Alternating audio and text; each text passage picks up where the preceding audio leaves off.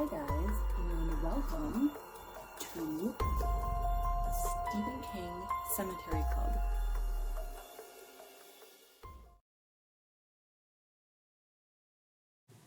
Hi guys, we are reading Skeleton Crew.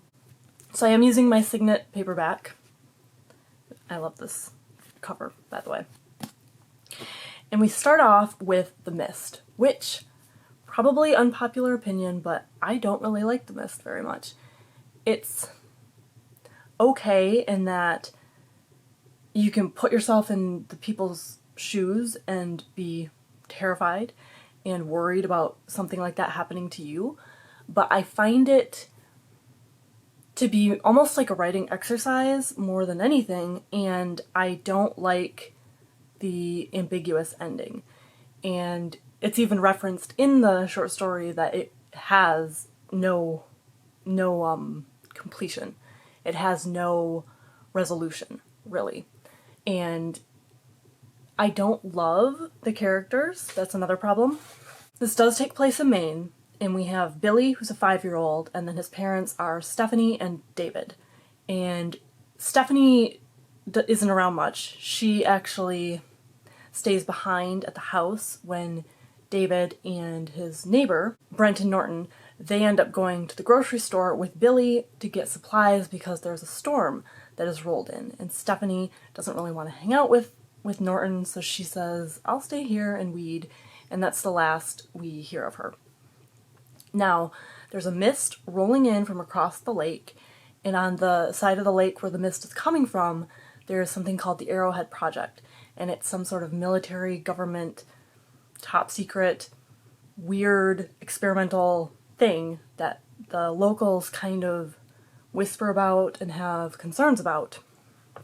And that is where the mist is coming from. Quote, I didn't like it. I felt very strongly that I had never seen a mist exactly like this one. Part of it was the unnerving straight edge of its leading front. Nothing in nature is that even. Man is the inventor of straight edges. Page 46. So most of this story takes place in the supermarket. And David, Brenton Norton, and Billy go inside. They start shopping. There's a huge line because everyone has kind of had the same idea. After the storm, everyone wants to hunker down and make sure they have supplies. So it's very packed. And David manages to grab a spot up near the front because someone's pulling out. So his Jeep is like right there, right by the entrance.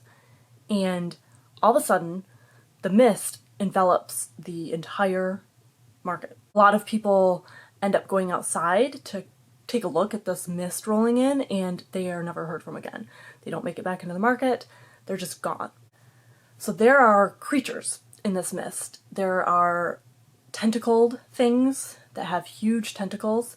There are pterodactyl type birds, but creepier than pterodactyls. There are these weird pink flying bug things that are huge, and there are massive spiders, but they're not like normal spiders. So this is very much a kind of study of human nature and what happens when you're in a shitty situation, dangerous situation, when you're trapped. And there are different factions that develop inside the supermarket.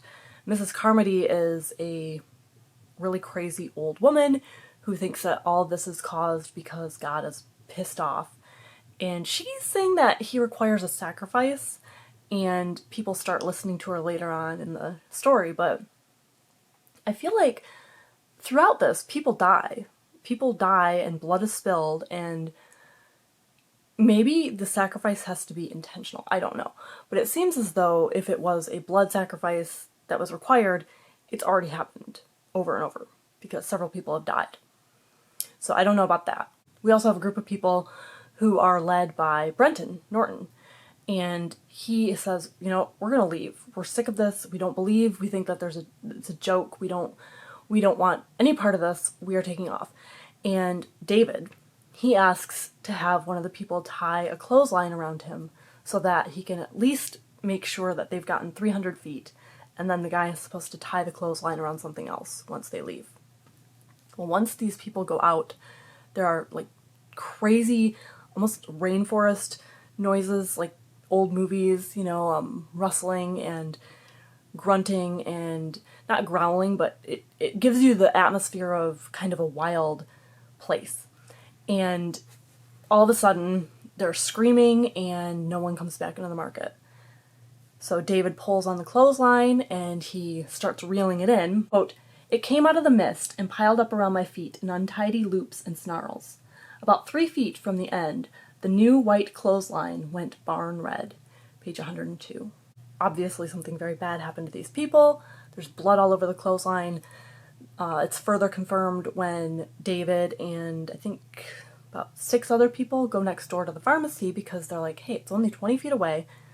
Why haven't these people from the pharmacy come over to eat food and hang out here? It's a better place to hole up.